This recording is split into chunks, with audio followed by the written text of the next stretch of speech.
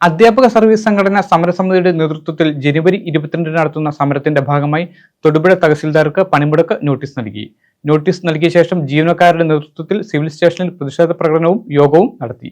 വിവിധ ആവശ്യങ്ങൾ ഉന്നയിച്ചുകൊണ്ട് അധ്യാപക സർവീസ് സംഘടന സമരസമിതിയുടെ നേതൃത്വത്തിൽ ഈ മാസം 22 സംസ്ഥാന വ്യാപകമായി ജീവനക്കാർ നടത്തുന്ന സമരത്തിന്റെ ഭാഗമായിട്ടാണ് തൊടുപുഴ തഹസിൽദാർക്ക് പണിമുടക്ക് നോട്ടീസ് നൽകിയത്. നോട്ടീസ് നൽകിയ ശേഷം ജീവനക്കാരുടെ നേതൃത്വത്തിൽ സിവിൽ സ്റ്റേഷനിൽ പ്രതിഷേധ പ്രകടനം നടത്തി.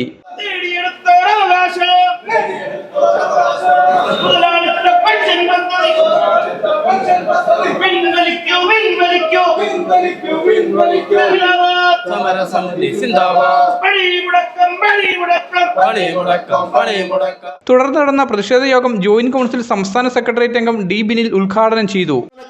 ബന്ധപ്പെട്ടുകൊണ്ട് കേരളത്തിന്റെ പൊതുസമൂഹം വരെ അംഗീകരിക്കപ്പെട്ടിരിക്കുന്ന ന്യായമായ ആവശ്യങ്ങളാണ് ഈ പണിമുടക്ക് പ്രഖ്യാപനത്തിൽ കൂടി ഉന്നയിക്കപ്പെടുന്നതെന്നുള്ള യാഥാർത്ഥ്യം തിരിച്ചറിഞ്ഞുകൊണ്ട് തന്നെയാണ് അത്തരത്തിൽ വിപുലപ്പെട്ട രീതിയിലേക്ക് വലിയ പിന്തുണ ഈ പണിമുടക്കിന് ആർജിച്ചെടുക്കുവാൻ കഴിഞ്ഞത് എന്നുള്ള യാഥാർത്ഥ്യവും നമ്മൾ കാണുകയാണ്. സമരസമിതി നേതാവ് ആനന്ദ് വിഷ്ണുപ്രകാശിന്റെ അധ്യക്ഷതയിൽ നടന്ന യോഗത്തിൽ നേതാക്കളായ Jaison George, K S Rakesh, R Bijimon, V K James, A K Subhash, V M Shoukath Ali തുടങ്ങിയവർ പ്രസംഗിച്ചു. Media Today News, Thodupuzha. എല്ലായിടത്തും വൈഫൈ, എല്ലാത്തും ഇന്റർനെറ്റായ നാട് മുഴുവൻ ഡിജിറ്റൽ, നാട്ടാരെല്ലാം ബ്രൗസിംഗിലാണ്. എന്നാ സ്പീഡാ കേരള വിഷൻ, എല്ലാവർക്കും ഇന്റർനെറ്റാ, എല്ലായിടത്തും നെറ്റാ. കേരള വിഷൻ നവകേരള പ്ലാൻ വെറും 199 രൂപയ്ക്ക്.